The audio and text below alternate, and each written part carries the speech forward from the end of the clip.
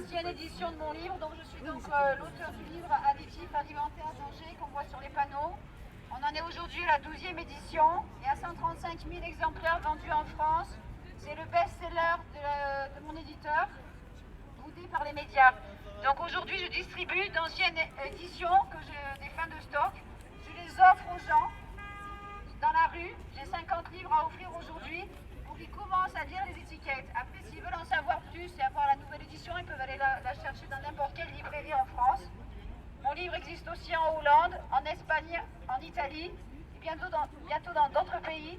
Et on continue à ne rien dire en France sur ce problème de santé international.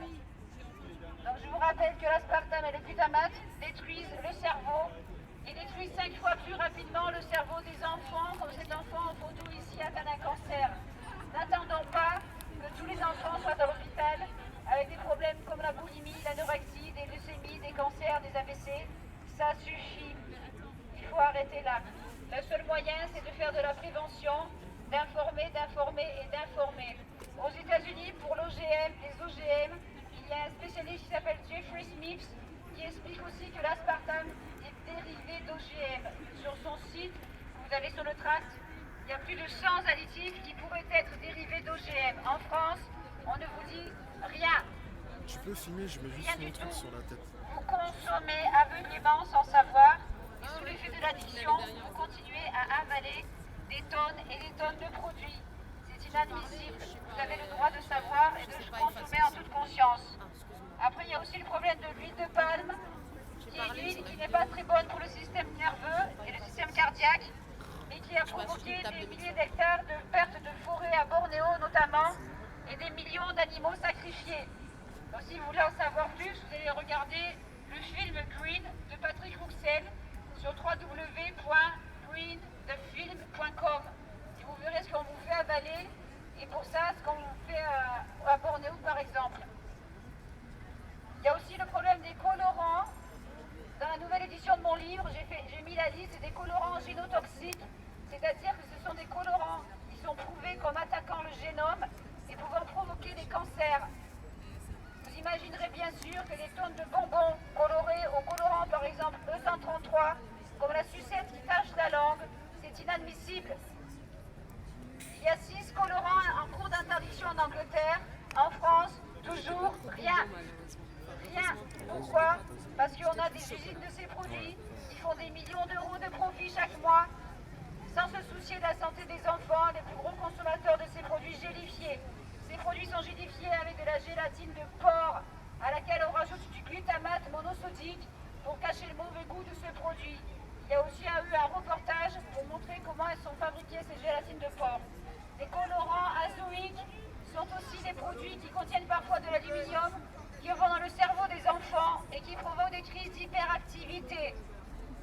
Et après, les institutrices et les instituteurs s'étonnent que les enfants n'arrivent pas à se concentrer. Le problème, c'est que ces colorants interagissent avec l'aspartame. Il y a des nouveaux chewing-gums qui sont sortis en 2006 en France, avec le cœur tendre. Ils sont soi-disant au citron vert. Et dans ce chewing-gum-là, il y a du E104, il y a de l'aspartame, il y a de la gélatine de porc, il y a du E133 et de l'acésulfame K.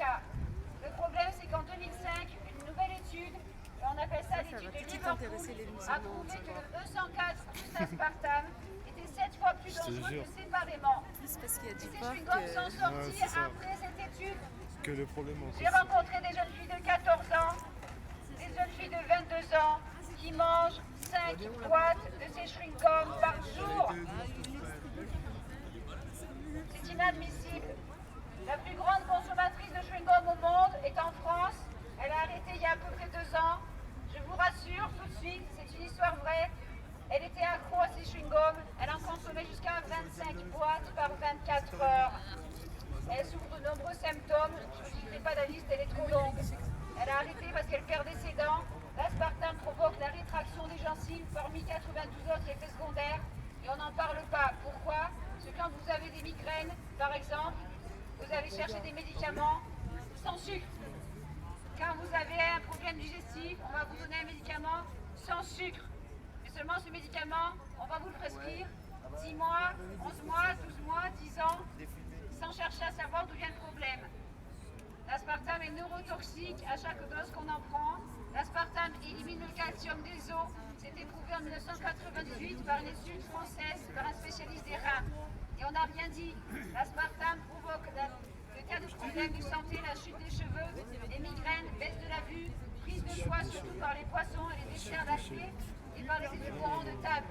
L'aspartame provoque des problèmes de troubles du comportement, partant de la dépression, parce que ça fait baisser le taux de sérotonine, à la paranoïa aiguë, à la schizophrénie, aux crises de rage, aux crises de démence. Vous allez sourire peut-être, aux crises d'hypersexualité. L'aspartame provoque des attaques cérébrales qui se transforment souvent en obsession sexuelle. Et quand ça tombe sur des enfants, c'est très grave. La personne ne peut pas se retenir, elle se sent devenir violente et folle et elle ne peut pas s'empêcher. Le pire, c'est que ces victimes, parce qu'avec Mission Possible Internationale, c'est une association qui est aux États-Unis dont je suis bénévole depuis 6 ans, on a eu des milliers de cas et on aide dans le monde entier les victimes de l'aspartame. Ce sont des victimes parce qu'elles consomment sans savoir. Ces millions de consommateurs dans plus de 100 pays consomment un des milliers de produits, donc il y a un échantillon sur le panneau, des yaourts, des boissons, des édulcorants, des bonbons, des chewing-gums, parce qu'ils font confiance à des marques qui les empoisonnent en toute connaissance de cause. Les directeurs de ces usines ne consomment jamais ce qu'ils fabriquent. C'est ça. Et quand j'explique aux enfants, j'utilise l'histoire de Blanche-Neige, la sorcière ne mange surtout pas sa pomme parce qu'elle sait ce qu'elle a mis dedans. C'est ça. Seulement Blanche-Neige n'a jamais existé. On a en ce moment en France des millions d'enfants, je dis bien des millions, qui prennent tous les matins un chewing-gum pour se laver les dents après le petit déjeuner. Et je ne peux plus tolérer ça. C'est plus possible. C'est plus possible. Il ne faudrait plus voir d'enfants avec des cancers. Le seul moyen, c'est de prévenir les parents, les femmes enceintes. L'aspartame est très très très dangereuse pour les femmes enceintes, car elle est multipliée par 2 par le placenta et le bébé le remultiplie. Donc on détruit l'enfant dans le ventre de sa mère. Ça fait 30 ans que ça dure au moins pour l'aspartame. Et pour le glutamate monosodique, ça fait 102 ans. Et depuis 102 ans, selon les experts neurochirurgiens aux États-Unis, ils ont multiplié les doses de glutamate monosodique par 2 ou 3 tous les 10 ans dans la nourriture industrielle. Le glutamate monosodique, ce n'est pas que dans les restaurants chinois, messieurs, dames. C'est dans les bouillons cubes de toutes sortes. C'est dans les arômes artificiels, jusqu'à 30% de glutamate à l'intérieur. Dans certains arômes naturels. C'est dans la maltodextrine. C'est dans des tas de noms. Il y a plus de 30 à 40 noms différents qui cachent des sources plus ou moins importantes du glutamate monosodique. En général, les premiers symptômes sont des migraines, des vertiges, des nausées, des douleurs articulaires, des envies de vomir sans vomissement, des arrêts cardiaques fulgurants. Ça n'arrive qu'une fois, je vous rassure tout de suite. Donc il est temps d'informer nos amis, nos familles, vos voisins, les enfants dans les écoles. À long terme, le glutamate monosodique détruisant les neurones du cerveau peut provoquer la maladie d'Alzheimer ou de Parkinson. Et selon les experts toujours, quand on arrive à ces maladies-là, il y a 90% des 100 milliards de neurones du cerveau qui sont détruits. Il est trop tard pour faire marche arrière. Souvenez-vous que les plus jeunes malades de Parkinson ou d'Alzheimer ont 20 ans en France et qu'on ne veut pas savoir d'où ça vient. On n'a pas envie de faire d'études épidémiologiques parce qu'il n'y a pas d'argent pour le faire. Et ça, c'est la directrice de France Parkinson qui me l'a dit au téléphone. Aidez-moi à faire passer le message. Il le faut. Je tiens à remercier de tout cœur aussi les lecteurs les plus motivés qui sont derrière la banderole et qui m'ont aidé à faire la mise en page de la banderole, qui m'ont aidé à faire les panneaux, qui m'ont aidé à financer tout ça. On est complètement indépendants. On a refusé toute coopération avec des ONG françaises et on a fait ça par solidarité pour 65 millions de personnes et d'habitants en France. Le problème est international, mais les Français sont vraiment en retard.